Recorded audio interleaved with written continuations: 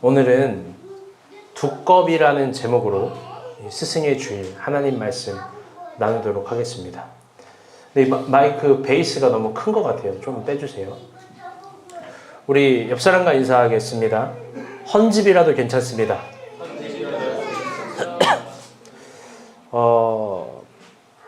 우리 지난주에 학부모 간담회를 했어요. 그래서 뒤에 보면 쇼파가 바뀌었습니다. 아이들을 저기 한가운데에 풀어놓자. 더 떠드네요. 좋습니다. 그런데 우리 아이들이 이렇게 조금이라도 자유롭게 만들 수 있는 거 참 행복합니다. 신기하게 저 어떻게 할까 저떻게 할까 우리가 한 3, 4주 고민하고 회의했는데 천재설이 있나 봐요. 이성민 형제가 딱 5초 아이디어 냈는데 그게 모든 것의 합을 이루었습니다. 이성민이 천재는 아니지만 그 천하의 재수 천재는 아니지만 저런 게 참 좋고, 그리고 또 교회를 사랑하는 마음으로 이런 아이디어가 늘 나오는 것 같습니다. 여러분, 교회에 적극적이고 좋은 아이디어가 있다면 그걸 관철시키려는 건 교만한 거고요. 그걸 우리가 본 교회 가운데 나눠주시면 좋을 것 같습니다. 우리 한번 옆 사람과 더 인사할게요. 더 교회를 사랑합시다.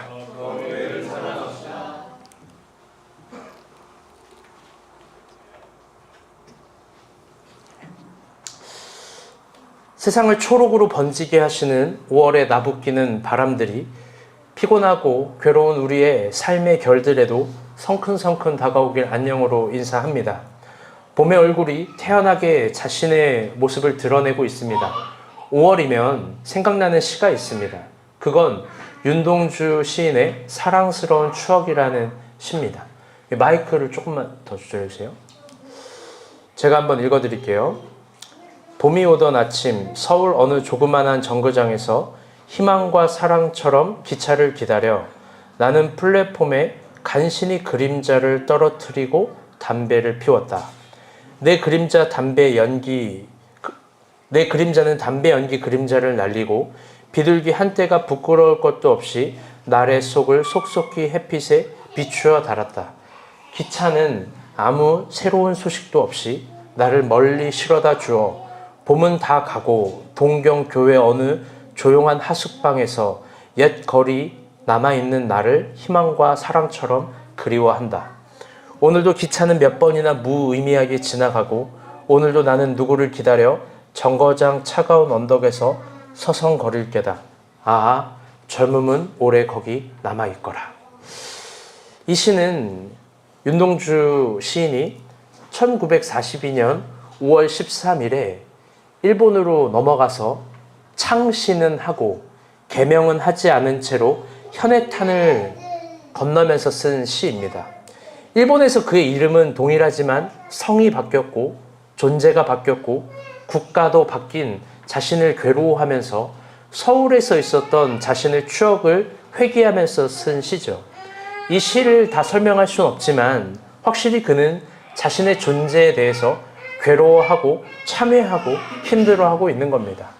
자신의 이름을 자신의 배교로 바꾼 것도 아니고 자신의 배신으로 바꾼 것도 아닌데 자신의 이름을 향한 굶주린 반성, 자신의 존재를 향한 굶주린 반성, 이런 반성들이 있는 겁니다. 요즘 시대 때문에 그런가요? 이런 반성들이 더욱 그리워집니다. 한 주 동안 많은 일들이 있었습니다. 곧 대선입니다. 대선의 주자들의 언어들을 살펴보면 공교롭게도 한 조각도 자기 반성은 없습니다. 오직 자기 옳음만 주구장창 강조하는 시대 문법을 도저히 변화시키지 못합니다. 그러나 잊지 맙시다. 성자일수록 참회록을 쓰는 법입니다. 자기 틀림을 부인하는 시대에서 쟁쟁한 주님의 음성을 우리는 들어야 합니다. 그건 누구든지 자기를 부인하지 않고서는 주님을 따라갈 수 없다는 주님의 음성입니다. 여러분, 하나님은 100% 옳고 우리는 언제나 틀릴 수 있는 사람입니다. 이걸 인정합시다. 아멘. 이번 주 큐티도 시편 119편이었습니다. 다들 어떠셨는지요? 지난주에 119편은 히브리 알파벳 지금 누구예요? 여기 계속 하주구나. 네, 괜찮아요. 지난주에는요, 지난주에는 시편 119편을 이야기하면서 이 시가 히브리 알파벳 시인 아크로스티기라고 이야기를 했습니다. 알파벳 철자를 따라가는 시고, 이 시는 거대한 신학적 형성사와 의도성을 가지고 있다라고 얘기했습니다. 한 주 동안 큐티가 모두 119편이었습니다.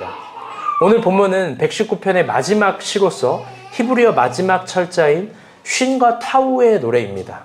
그리고 이 시편의 거대한 형성과 의도성으로 마무리가 됩니다.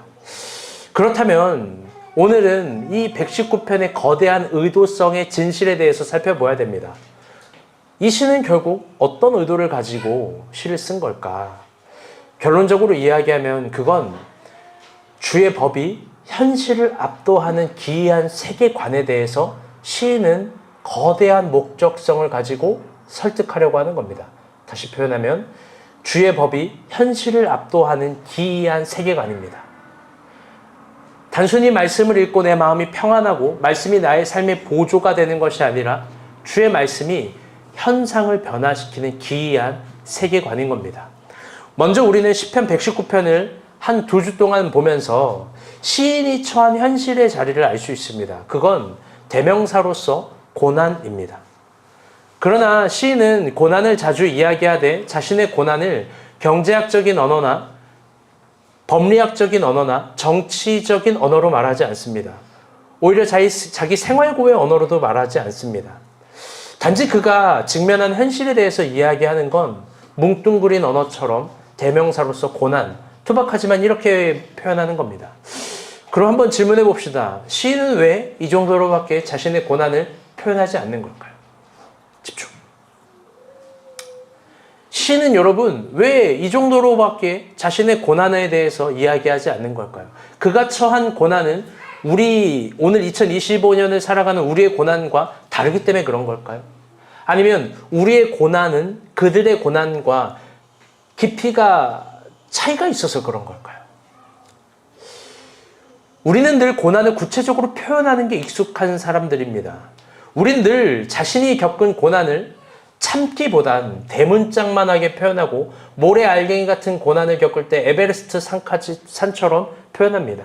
SNS에 올리고요. 억울함을 토로하고 이야기하는 게 어떤 인권의 권리이고 인권의 장정인 것처럼 생각합니다. 그런데 조금 생각해 볼 부분이에요.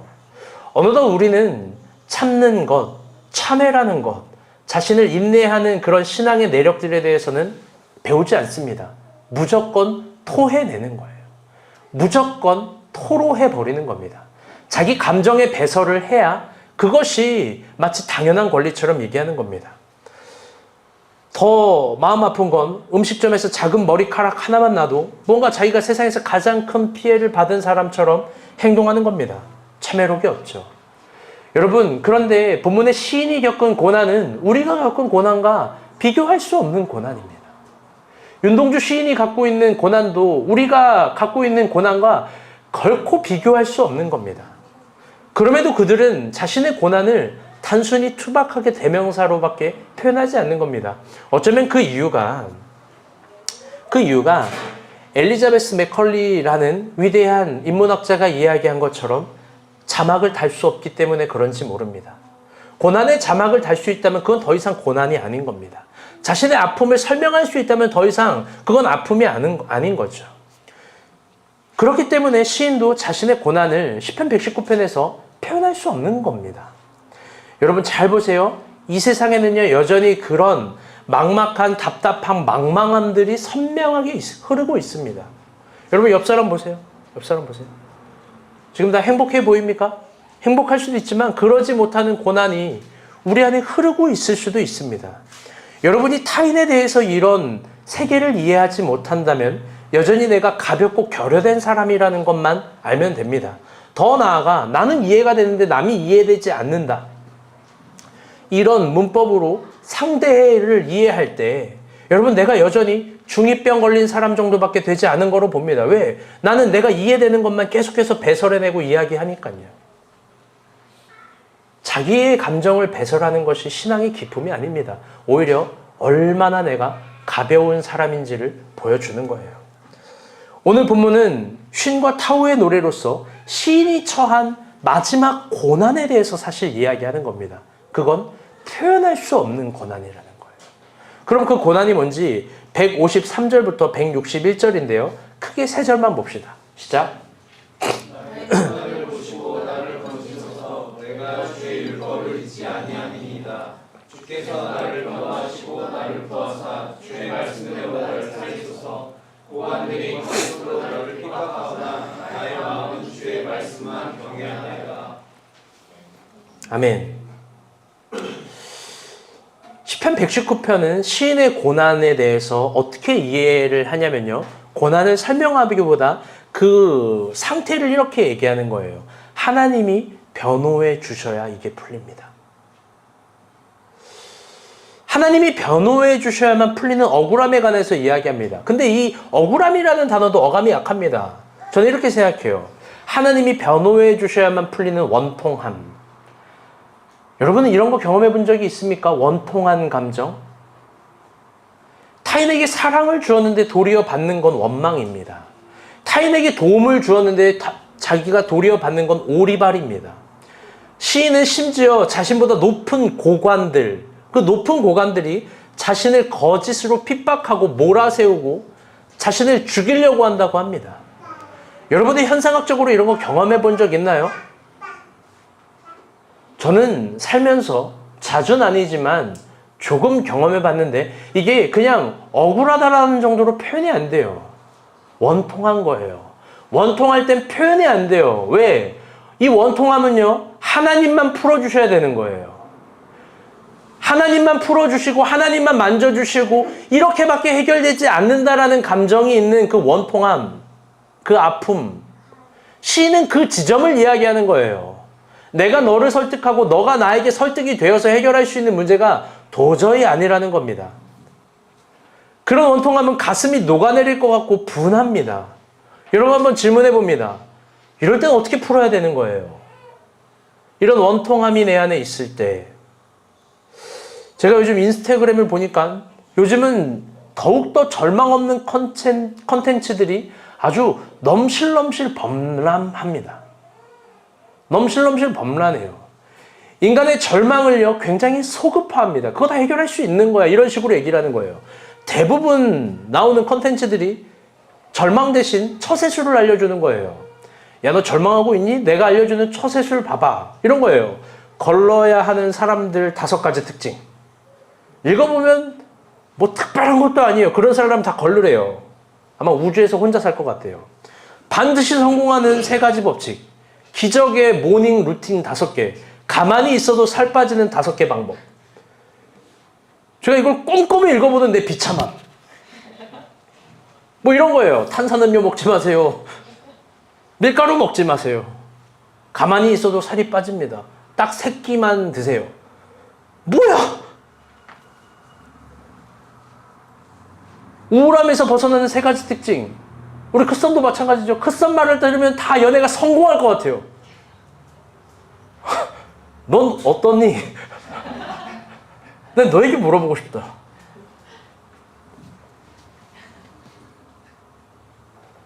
이런 처세술은 인간의 절망을 극복할 수 있을 것처럼 보이는데 과연 이대로 하면 극복이 되는지 봐야 돼요.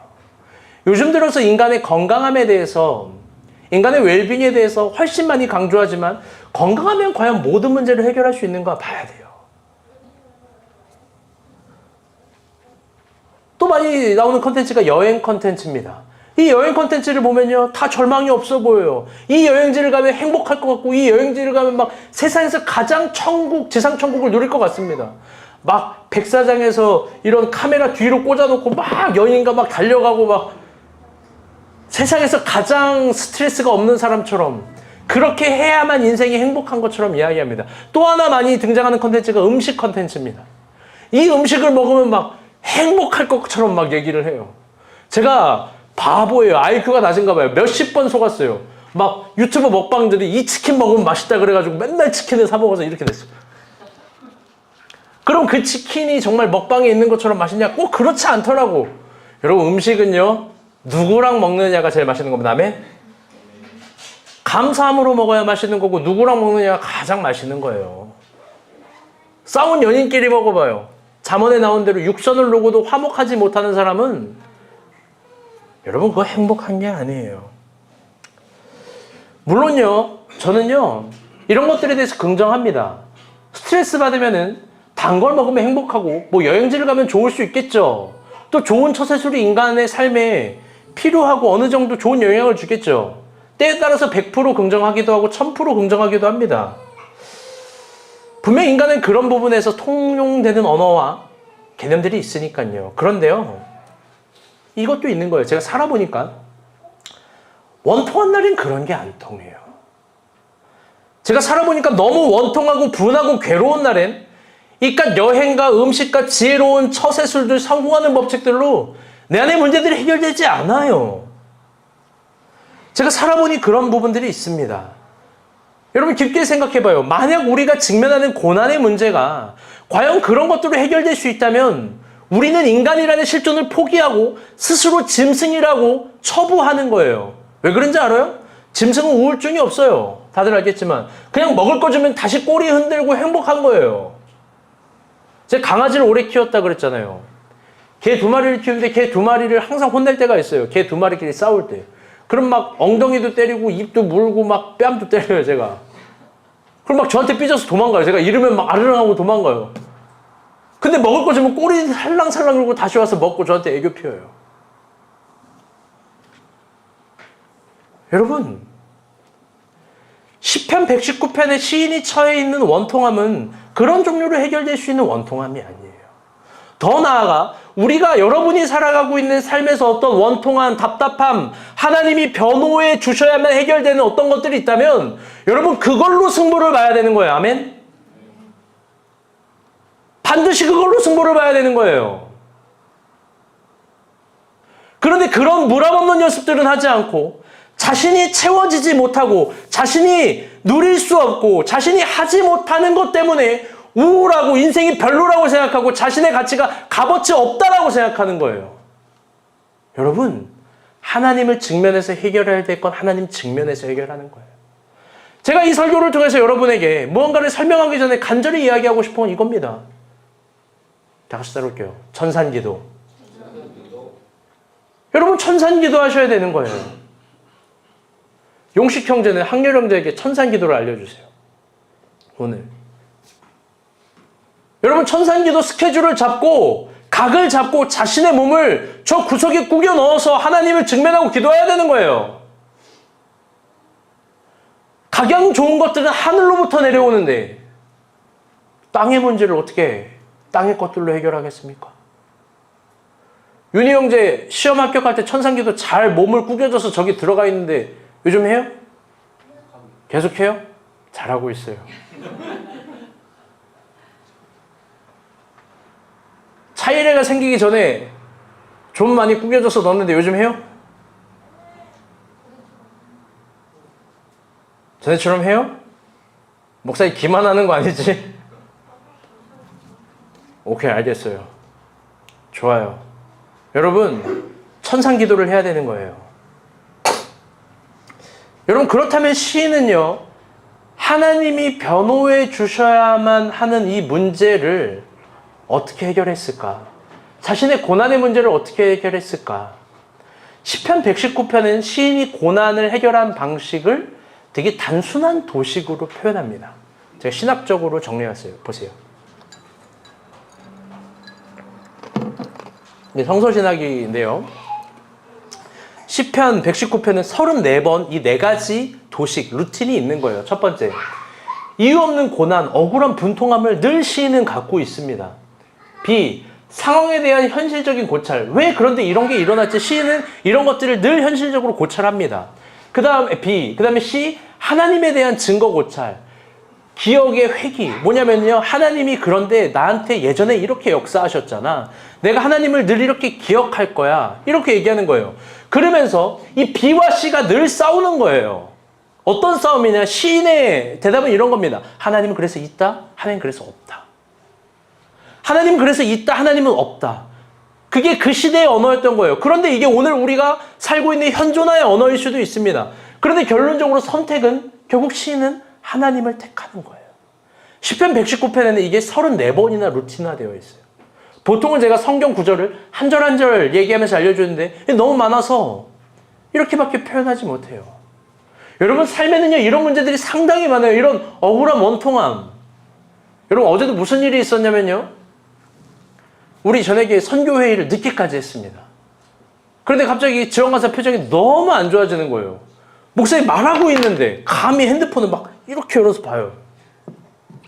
보니까 컴플레인을 어떤 고객이 걸어왔어요. 전에게 배달을 했는데 소스 없이 배달한 거야. 박지원 간사가 그게 컴플레인이 있을 때 견뎌낼 수 있어요, 없어요? 알고 보니까 그걸 누가 실수를 했냐? 자기가 실수한 것도 아니고 윤용식 형제가 소스를 안 넣은 거야. 억울함, 원통함. 너무 억울하고 원통한 거야. 그래서 상황에 대한 본체를 한 거지. 이게 왜 일어났을까? 누가 이렇게 한 걸까? 윤용식. 그런데 하나님에 대한 증거 고찰. 근데 용식은 하나님이 준 사람이야. 내 남편이야. 그래서 어떤 선택을 했는지 모르지만 오늘 둘이 같이 왔어요. 여러분 몰라요. 어제 남북전쟁이었어요. 거의 적벽대전이었어요. 조조와 송건이 싸우는 그런 싸움이었단 말이에요. 할렐루야? 네. 여러분, 시인은 그래서 세 번째로 언제나 하나님 있음을 선택하는 거예요. 그런데 여러분, 이게 그렇게 말처럼 쉬운 게 아닙니다. 현실에서 내 안에 있는 것들이 하나님 없음으로 정리되고 해석되는 순간 우리는 하나님 없는 것들을 선택하는 거예요.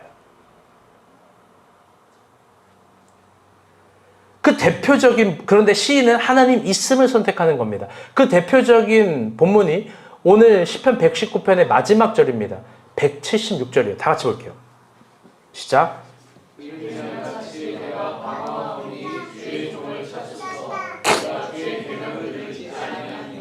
아멘. 시편 119편에서 시인은요, 자신이 처한 다각도적인 현실을 제시합니다. 첫 번째 뭐라고 얘기하냐? 길을 잃은 양 같다. 나의 존재성이 길을 잃은 양이라는 현존을 직시하고 그 정보를 제공합니다. 두 번째는 자신은 길을 잃어버려서 방황하다고 얘기를 합니다.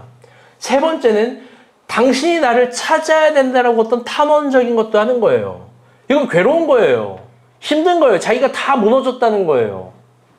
그런데 재밌는 건요, 네 번째, 다섯 번째 상황도 있습니다. 그건 뭐냐면요, 그런데 내가 주의 계명을 잊지 않았습니다. 그러면서 그는 새로운 결말로 여전히 주의 계명을 기억하는 자기를 스스로 기억하고 선택하는 거예요. 즉, 잘 들어보세요. 이게 중요해요. 시인은 상황으로 하나님을 선택하는 것이 아닙니다. 그는 하나님으로 상황을 선택하는 거예요. 여러분, 이게 정말 정말 중요한 겁니다. 우리의 여정에는 늘 고난이라는 게 있습니다. 그런데 그 고난이 무언가 표현할 수 있고 설명할 수 있고 해결할 수 있는 거면 그건 고난이라고는 말하기는 어려워요. 성경에서 말하는 고난은 아까 이야기한 표현할 수 없는 억울함과 원통함의 그런 것들입니다. 어떤 신맛, 단맛, 짠맛, 담백한 맛으로 표현될 수 없는 그런 맛들이 우리 인생 가운데 어떤 원통함과 억울함이 있는 거예요. 근데 그때 가장 탈피해야 될 것이 뭐냐면 상황으로 하나님을 읽는 연습입니다. 상황이 주어가 되어서 하나님이 있다 없다를 논하는 순간 우리는 언제나 표징적이고 표식적인 우상을 선택할 수밖에 없는 거예요. 안 그런 척해도 보이는 걸 선택하는 거예요. 그래서 신앙 따로 삶 따로가 되는 거예요. 결국 돈이라는 거대한 만몬이라는 신 앞에서 온갖 불의를 두려워하지 않고 저지르는 거예요. 선택하는 거예요. 제가 최근에 형주 형제랑 결혼을 이야기하면서 대화했던 것 중에 참 은혜로운 대화가 있어요. 목사님, 저는 이제 사람처럼 살아요. 여러분, 어떻게 보면 이게 너무나 당연한 고백인데 그는 이게 가장 아름답고 위대한 고백으로 승화시키는 거예요. 그런데 이런 말을 하는 거예요. 이젠 절대 불법 안 해요. 이젠 불의한 거에 아예 관심도 없는 거예요. 정직하게 가는 거예요. 여러분, 그렇게 완전 끝에 있는 사람이 완전 이쪽으로 변화하는 거 여러분 쉬운 거 아니에요. 쉬운 거 아니에요.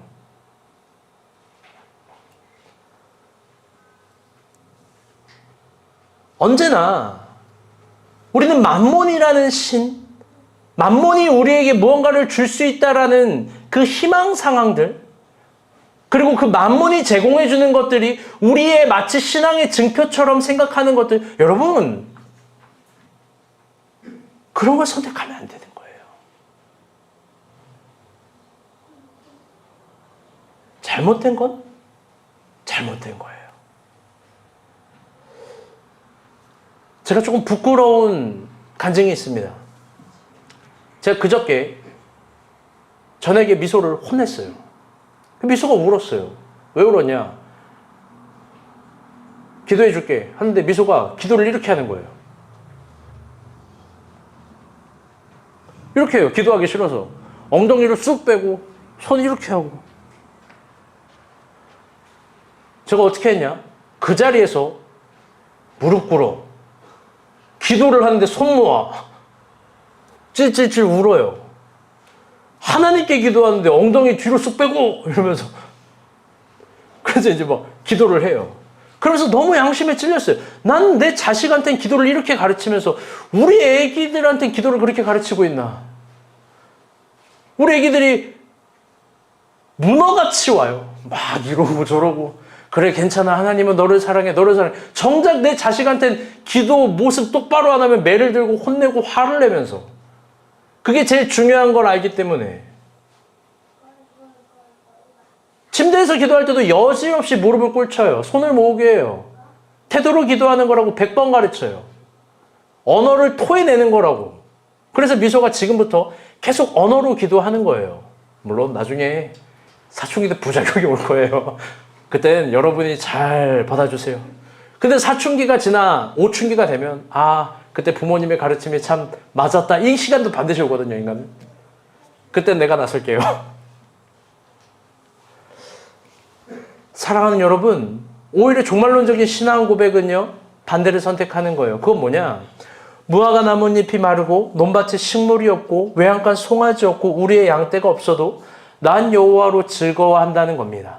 즉 상황으로 하나님을 읽지 않는 거예요. 반대로 하나님으로 상황을 계속 읽어내려고 하는 거예요. 신앙 따로 삶 따로가 아닌 겁니다. 오늘은 조금 깊은 설교를 한번 해봅니다.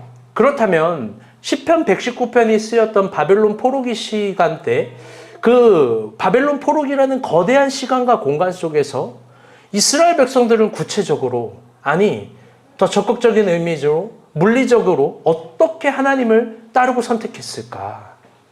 그들은 물리적으로 무엇을 순종했던 걸까? 무엇을 추구했던 걸까? 그건 매우 역설인데요. 그건 그들이 바로 포로기 때 이스라엘의 성전을 재건한 거예요. 여러분, 이게 너무 위대한 개념입니다. 이스라엘이 거대한 왕국일 때, 재정이 있을 때, 태평성대를 누릴 때 하나님께 봉헌하려고 성전을 건축한 게 아니라 바벨론 포로기 때 도저히 생각할 수 없는 방향에 대해서, 따라갈 수 없고 꿈꿀 수도 없는 지점에 대해서 성전을 재건한 거예요. 그것이 그들이 물리적으로 선택한 길이고 순종이에요. 그것이 그들이 상황으로 말씀을 선택하지 않고 말씀으로 선택한 길이에요. 번역한즉 그들은 당시의 예언자였던 학개와 에스라와 느헤미야에게 돌을 던지지 않고 그들의 말을 순종하고 따라간 거예요. 포로기인데 성전을 건축한 거죠. 즉 말도 안 되는 시도를 한 거예요. 그들이 성전을 건축해서 가졌던 신념은 재미있게도 신학적으로 이렇게 표현돼요. 그건 뭐냐? 우리가 성전을 지으면 그곳이 이스라엘이라는 나라가 된다. 하나님이 이곳에 온다라는 우주적 신앙을 드디어 언약으로 생각해 보게 된 거예요. 그들은 아브라함과 이삭과 야곱, 언약의 하나님, 아브라함의 하나님, 이삭의 하나님, 야곱의 하나님, 늘 족장들의 하나님을 불렀던 그 하나님이 언약이라는 걸 가장 불모지 같은 모판에서 세워버린 거예요. 그리고 그렇게 성전이 있을 때 구원은 임한다라고 믿은 거예요. 즉 바벨론 포로라는 거대한 시간과 공간이라는 개념 속에서 이걸 도저히 해결해낼 수 없는데, 도저히 이겨낼 수 없는데 신앙의 언어로 이겨낸 겁니다. 그렇게 실제로 이스라엘은 성전이 재건이 되자 온 이스라엘이 갑자기 너도 나도 할 것 없이 계시가 임한 듯이 성전으로 모이길 힘쓰고요. 그리고 그 초석이 무섭게도 예레미야가 주전 587년에 이야기했던 아나돗밭이 아나돗밭. 여러분 오늘은 말씀을 깊게 생각해 봅시다. 우리가 신앙생활하면서 말씀을 따라간다는 건 여러분 어떤 의미일까?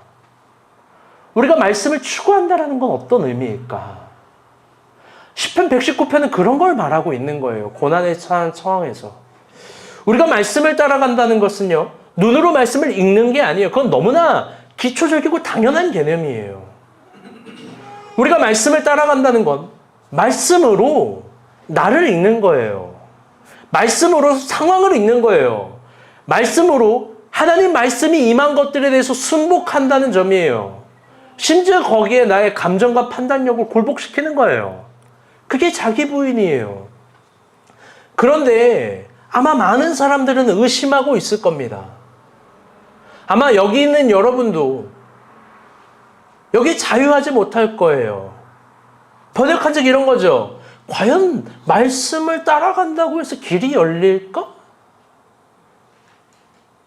과연 선포된 말씀을 따라간다고 해서 상황을 정복할 수 있을까?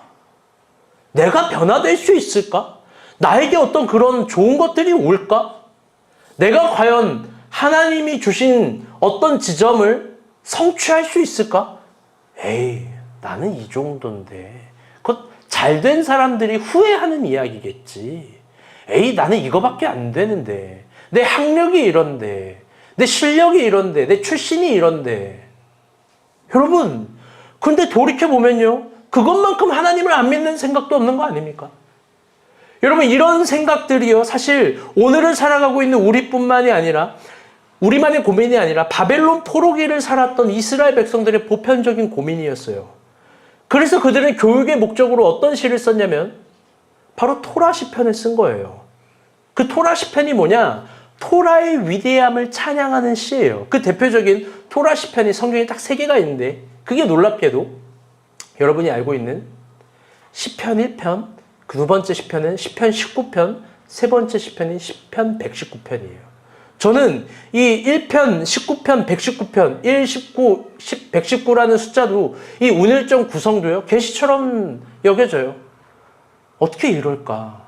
그런데 이 3가지 토라 시편은요, 모두 토라를 찬양하는데 이게 정말 위대한 방향성들을 고백적으로 얘기하는 거예요. 고백적으로, 경험되어진 고백적으로. 우리가 토라라고 생각할 때 우리는 늘 단순하게 이렇게 생각합니다. 모세오경, 토라는 모세오경, 혹은 딱딱한 율법만을 생각해요. 여러분들 그런 건 토라가 아니에요. 토라라는 건 뭐냐면요. 다 같이 따라볼게요. 정확한 가르침을 주다. 하나님께서 이스라엘 백성들에게 토라를 주신 이유는요. 정확한 가르침을 모든 지점에서 줄 수 있다라는 거예요. 그런데 O와 X의 문제가 아니라 방향과 설득과 에너지의 문제에 대해서. 그 대표적인 게 뭐냐면 십계명인 거예요. 옛날에 십계명 성경 공부할 때 십계명이 어떻게 탄생했는지 이야기를 했죠. 손가락 이야기도 하고 막 얘기를 했을 거예요. 그 십계명 정도면요, 이스라엘의 모든 삶의 문제들의 정확한 방향과 에너지와 설득에 대해서 길을 충분히 제시할 수 있었던 겁니다. 그래서 이스라엘 백성들은 그걸 믿고 긍정한 거예요. 그래서 그걸 자녀들에게 가르친 거예요. 말씀이 안 믿길 때, 말씀이 어느 지점에서 이게 현실을 이겨낼 수 없다라고 생각했을 때, 그냥 말씀을 눈으로 읽는 정도로만 여겼을 때, 그런 게 아니라고, 우리가 추구하고 하나님을 믿는 사람들이 경험한 말씀, 경험되어진 말씀은 그런 게 아니라고 알려주면서 토라 시편인 1편과 19편과 119편을 만든 거예요. 이 3가지 시편에는요, 토라를 향한 공통된 고백이 있어요. 중요해요. 시편 1편 봅시다. 3절 시작.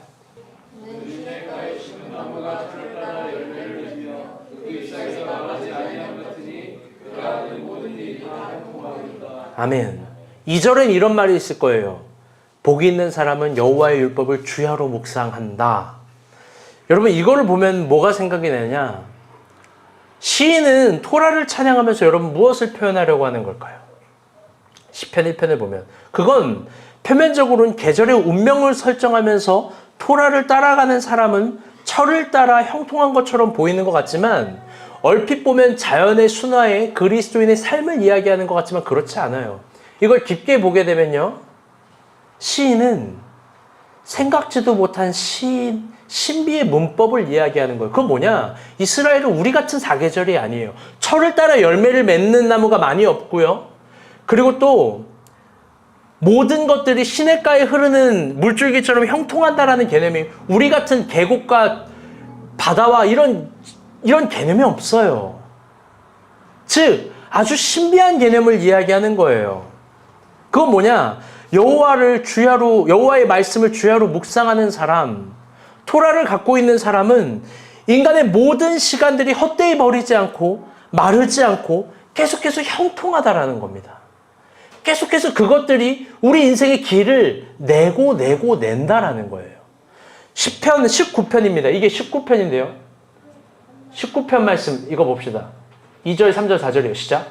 나는 나에게 말하고 밤은 밤에게 지식을 전하니 언어도 없고 말씀도 없으나 들리는 소리도 없으나 그의 소리가 온 땅에 통하고 그의 말씀이 세상 끝까지 이르도다.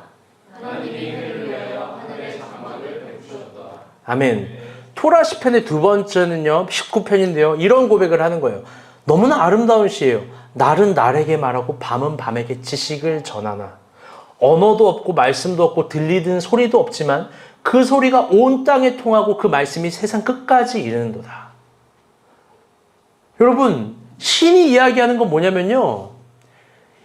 그 세상 속에 필요한 어떤 언어와 어떤 길과 방향이 없을지라도 여호와의 말씀은 언어 없이도 이해되지 않는 차원으로도 이 세상의 모든 존재들에게 길과 에너지와 힘을 제시한다라는 거예요.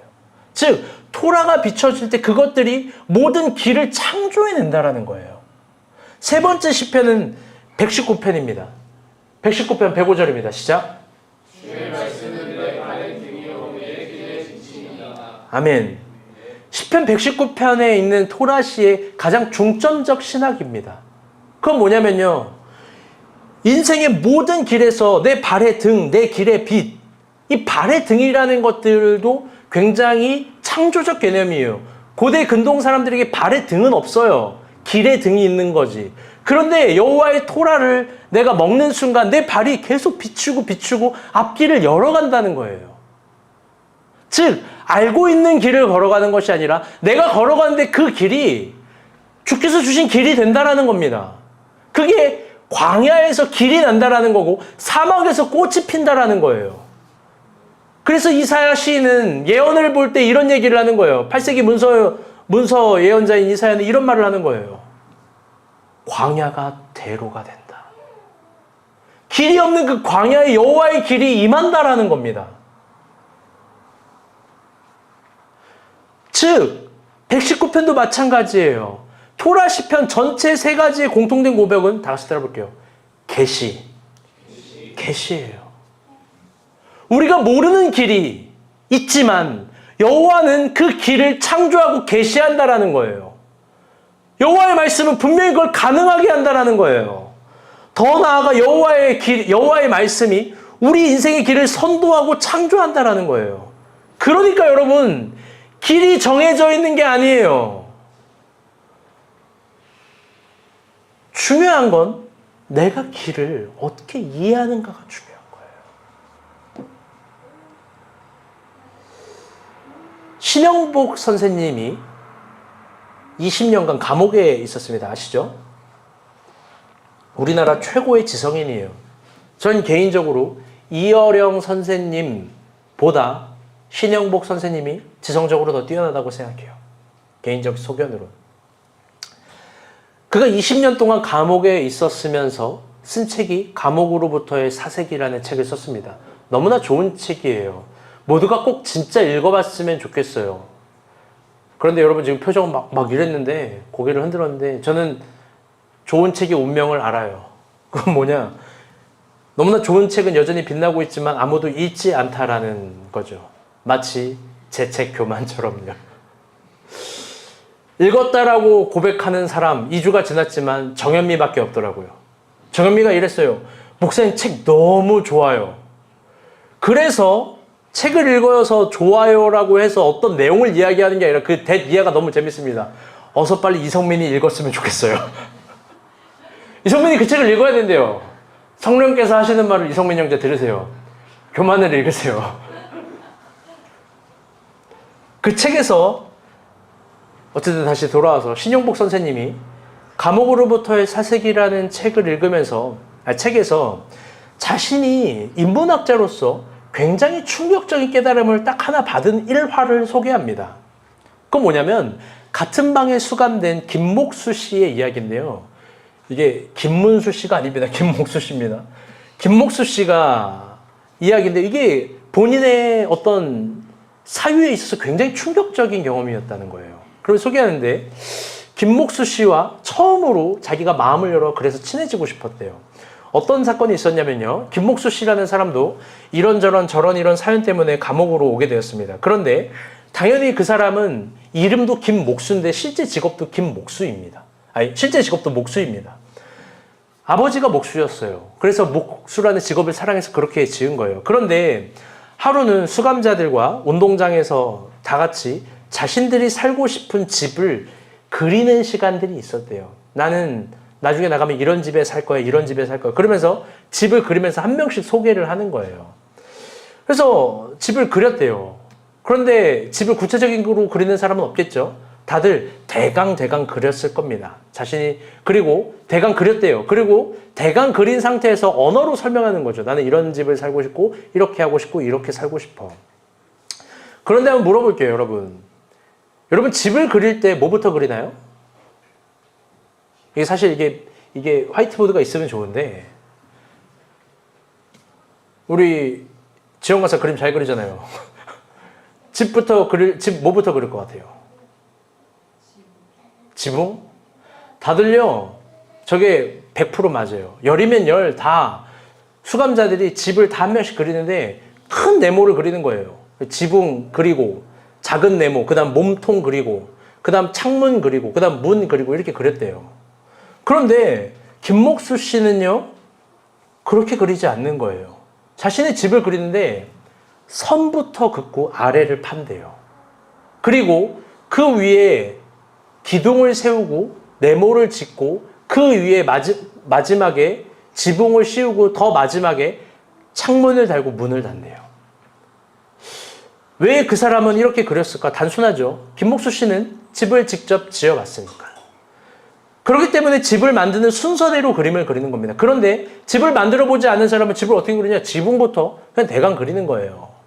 그런데 이게 신영복 선생님에게는 정말 충격이었대요. 왜 그러냐? 관념과 이성으로 현실을 보는 것과 경험과 실존으로 현상을 보는 것은 너무나 다르는 거예요. 관념으로 현상을 이해할 때는요, 현상에서 이루어질 수 없는 지붕부터 다들 그리는 거예요. 여러분들 생각해 봅시다. 지붕부터 만들어지는 집이 있나요? 없어요. 관념으로 우리가 사람을 이해할 땐 이럴 거야. 관념으로 현상을 이해할 땐 이럴 거야. 관념이 주어가 되는 순간 현상적으로 존재하지 못하는 것들로 이해하는 거예요. 그런데 경험과 실존으로 현상을 이해하면 기초부터 다르게 생각한다라는 겁니다. 이건 서로 다른 세상의 이해라는 거예요. 관념으로 세상을 이해하는지 아니면 내가 경험한 걸로 이 세상을 이해하는지. 저는 이 책의 대목을 보면서 목사인 나에게 하나님 말씀이란 무엇인가, 목사인 나에게 토라란 무엇인가를 깊게 생각해 보게 되었습니다. 목사인 나에게 말씀은 관념과 이성으로 이해해서 현상에서 실존할 수 없는 가르침을 주는 거 아닌가? 아니면 나는 진실로 말씀을 내 경험적으로 이해해서 현실 속에서 이루어질 수 있을 만큼 이해하고 보고 그 말씀이 진짜로 내 안에 육신이 되어서 살아가고 있는가? 목자는 자신이 가본 곳까지만 양들을 인도할 수 있는데 나는 과연 우리가 본 교회 성도들을 어디까지 인도할 수 있을까? 그런데 갑자기 소름이 돋았어요. 정말로요. 발끝에서부터 손끝까지 막 소름이 막 오들토들하게 막 돋았어요. 여러분, 오늘은 스승의 주일입니다. 오늘 설교를 준비하여 생각해 보게 되었습니다. 나는 여러분에게 어떤 스승일까? 저의 자화상을 물끄러미 고민해 보게 되었습니다. 여러분에게 물어보고 싶어요. 저는 어떤 사람인가요? 여러분마다, 여기 계신 분들마다 저에 대해서 다르게 생각할 수 있습니다. 어떤 사람은 맨날 화만 내시는 분, 어떤 사람은 맨날 목사님 요만한 꼬투리 잡으시는 분, 또 어떤 사람은 이러시는 분, 상관없어요. 멋대로 저를 해석하세요. 조용히 좀 왜 웃어?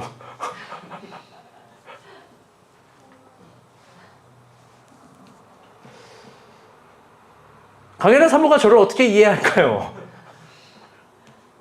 우리의 이해는 서로 합의가 되지 않을 거예요.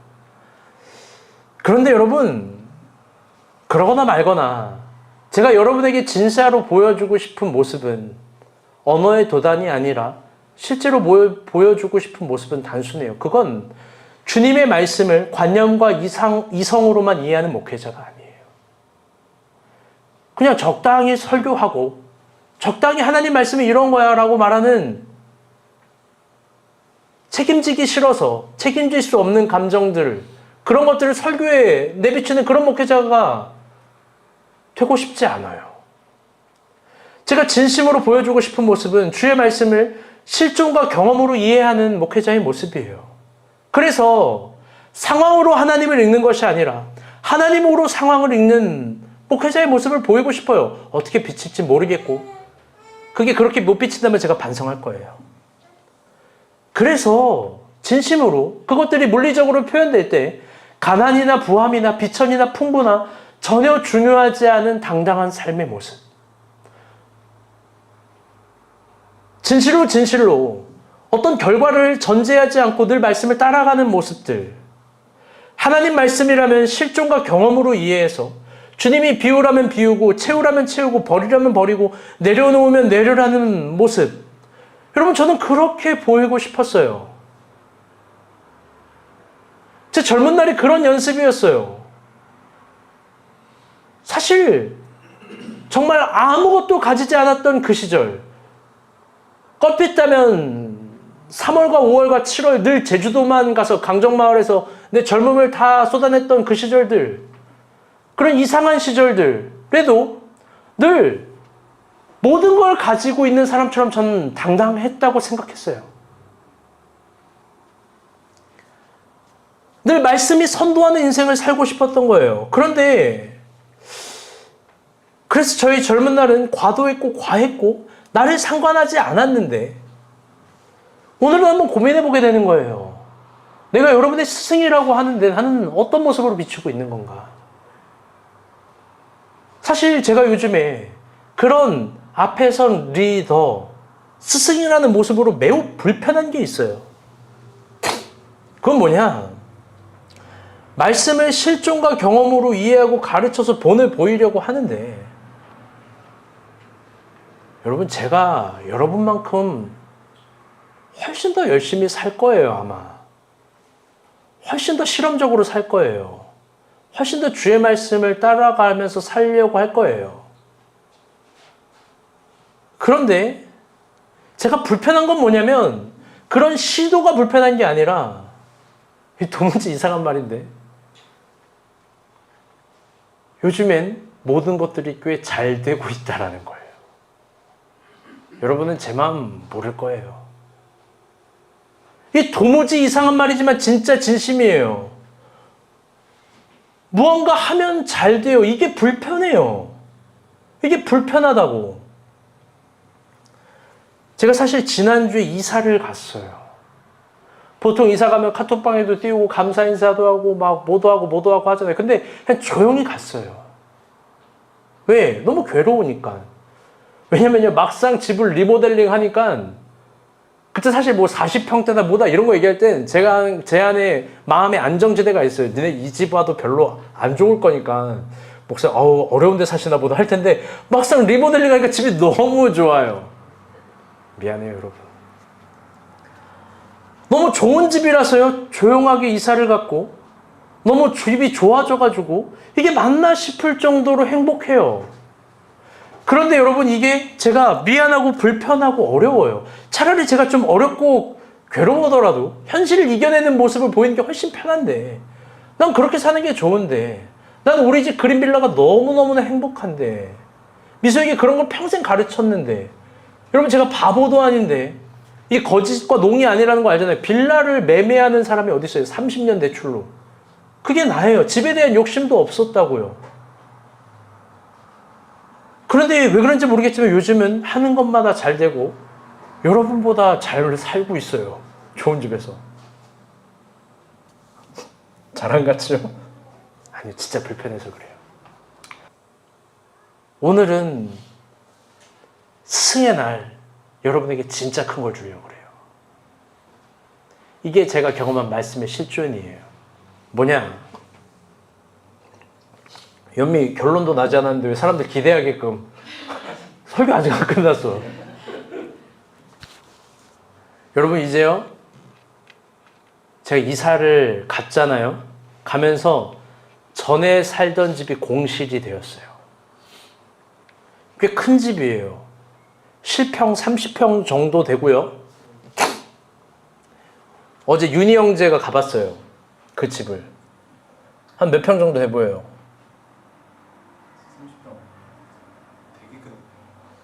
30평 정도 돼요. 제가 이 동네에서 나고 자랐잖아요. 이 동네에서 가장 큰 낡은 빌라예요. 화장실 3개, 방 3개, 화장실 1칸, 주방과 거실이 분리되어 있어요. 또 올 리모델링이 다 되어 있어요. 여러분, 제가 거기서 평생 살려고 샤시까지 다 했어요. 거기 베란다 나가봤죠? 그 타일도 다 깐 거예요. 도배장판만 하면 돼요. 근데 곰팡이가 많이 썩었어. 미소가 거기서 왜 그렇게 기침을 하나 했더니 곰팡이 균 때문이었어. 나 깜짝 놀랐어. 그런데 도배장판만 하면 되는데, 생각해보니 지금 집을 하나님이 주셨으니까 저는 이제 이 집을 다시 하나님께 드리려고 해요. 번역하면 제가 전에 살던 집을 우리가 본 교회에 줄 거예요. 여러분 중에 진심이에요. 집이 필요하신 분들은 저 집 갖다 쓰세요. 헌집이에요. 새 집처럼 쓰세요. 너무나 신기한 건 제가 이사 가는 날 이 집을 내놓지도 않았는데 부동산 손님이 왔어요. 부동산 사람이 여기를 이끌고. 증인이 있어요. 김희진 지사님, 임태영 간사님, 박찬윤 형제의 증인이에요. 막 부동산 아줌마가 와가지고 막 여기 신혼부부인가 막 데리고 오는 거야. 여기서 무조건 살아야 된다고. 난 내놓지도 않았는데. 그러면서 뭐라고 얘기하냐? 보증금 3천에 월세 100이면 계약한대요. 심지어 이 집이 오래 살 수도 없는 집이라는 걸 제가 얘기했어요. 재개발될 때까지 1년에서 1년 6개월 정도. 근데 여태까지 밀려서 한 2년 정도 밀릴 것 같긴 한데, 여러분, 이 금액 작은 금액입니까? 보증금 3천에 월 100? 여러분, 월 100만 원이 나한테 들어오면 나도 편해요. 너무 좋아요. 그런데 제가 이사 끝나고 바로 전화했어요. 못 줘요? 이랬어요. 그 집 안 팔아요. 왜? 저는 이 집을 우리가 본 교회에 줄 거니까. 누구든지 이 집이 필요한 사람은 쓰셨으면 좋겠고요. 천국은 침노하는 자의 것이에요. 여러분, 궁금해하지 않을까요? 강혜라 사모가 반대했을까? 아유, 강혜라 사모 순종만 해요. 사실 별로 논의하지도 않았어요. 이렇게 할 거야. 그러고 그냥 나와버렸어요. 당연히 이 집을 쓸 때 보증금과 월세도 받지 않습니다. 여러분이 사용한 전기값과 물세 내세요. 이 집은 관리비도 없어요. 좋아요. 주차는 안 됩니다. 만약에 너무 미안해서 목사에게 월세를 내고 싶은 사람이 있다. 그럼 지금의 주거 형태에서 내는 정도의 월세만 내는 거예요. 예를 들어서 민정이가 인천에 사는데 내가 이 집을 살고 싶다. 그런데 내가 지금 이자 얼마 내요? 한 한 9만 원 내지 않아요? 그럼 12만 원만 내고 쓰세요. 정 미안하면. 지금 내고 있는 형들. 강연한 사모가 왜 그런 표정으로 웃어요? 내가 딱 월세를 15만 원만 낸다 그러면 너무 미안하다 그러면 15만 원만 목사님 주세요. 근데 그것도 돈이 없으면 안 내도 돼요. 여러분 잘 들어봐요. 이게 만약에 1년 6개월에서 2년이라고 하면 여러분 작은 시간 아니에요. 돈을 충분히 모을 수 있는 시간이에요. 충분히 여기서 무언가를 모으고 또 해볼 수 있는 시간이에요. 제가 한 2달 정도는 이렇게 비워둘 거예요. 그런데 사람이 나타나지 않는다. 그러면 2달 후에는 부동산에 한번 내놔보려고 해요. 왜? 또 집을 놀리면 아까우니까. 그런데 무제한적으로 여기를 두려고 하잖아요. 뭐 두려고 하진 않아요. 왜냐? 여기도 놀리면 아까우니까. 그런데 진짜 2달 동안 여러분의 것이에요. 먼저 침노하는 사람들이 쓰면 좋겠어요. 이걸 회의 때 얘기했더니 임태현 간사님이 연습실을 일로 옮길까 이러더라고요. 2달 후엔 윤희가 알아서 처리해 주세요. 사진 준비해 왔어요. 보세요. 네? 영상? 사진부터 보여주세요. 여러분, 하나씩 넘겨요. 이게 거실이에요. 여러분, 이게 또 거실이에요. 거실 크죠? 이것도 거실이에요. 거실이 뭐 많아 보이네. 여기 베란다예요. 깨끗하죠? 타일? 이거 닦기만 하면 돼요. 넘겨주세요. 이거 주방이에요. 안방이에요. 방 크죠? 이거 옷방이었어요. 다 썩었어요. 이거 제 서재였어요. 저기 검은색 보여요? 거기서 마귀 사탄이 이렇게 들어오는 거가 여기 애니메이션 보면 그렇죠. 화장실도 다 리모델링 했어요. 네. 여러분 거예요. 진심이에요. 다들 집이 필요하잖아요. 집이 필요하신 분 갖다 쓰세요. 여러분 제가 이렇게 하는 이유는 단순합니다. 그건 이게 제가 경험한 진리와 사랑의 실존이에요. 주는 것. 주는 사람이 복된 것. 준다고 제가 거지가 안 됐어요. 오히려 하나님이 더 많이 주시죠. 그러니 여러분에게 또 요청해요. 마지막 요청이에요. 잘 들어봐요. 제가 저 집에 넓은 집에 살아도 저를 좋아해 주세요. 아멘. 제가 좋은 차를 타도 사랑해 주세요. 아멘. 또 이후에 더 좋은 집을 살게 되거나 더 좋은 차를 타게 되더라도 여러분 저를 미워하지 말아주세요. 왜냐하면 저는 여러분에게 더 많은 것들을 또 하나님이 주신 마음이 있다면 언제든지 그 모든 것들을 내어줄 수 있는 마음, 그것들이 있는 거예요. 너무 괴롭지만 요즘은 주님을 따라가는데 이상할 정도로 잘 되니까 어떡합니까? 그런데 사실 너무나 신기한 게 저만 잘 되는 것도 아니에요. 여러분 지금 다 잘 되고 있잖아요. 그렇죠? 지난주 히즈몰 매출 우리 기도하자 얘기했더니 이번 주에 최고 매출을 찍었어요. 할렐루야. 지난주 크썸 상담이 안 잡힌다고 기도하자 했더니 그 다음날 상담 한 주에 4개나 잡혔어요. 할렐루야. 여러분 이게 너무 신기하지 않습니까? 그러니까 이성민은 시험을 합격할지어다. 아멘. 말씀의 결론을 맺겠습니다. 여러분 토라를 관념으로 이해해서는 안 돼요. 제가 뭘 가져서 준다 이런 것도 아니고 제가 가진 모든 것들은 하나님이 주신 거예요. 이게 너무 신기한 개념이라는 걸 말하고 싶어요. 걸어갔더니 하나님이 주세요. 하나님이.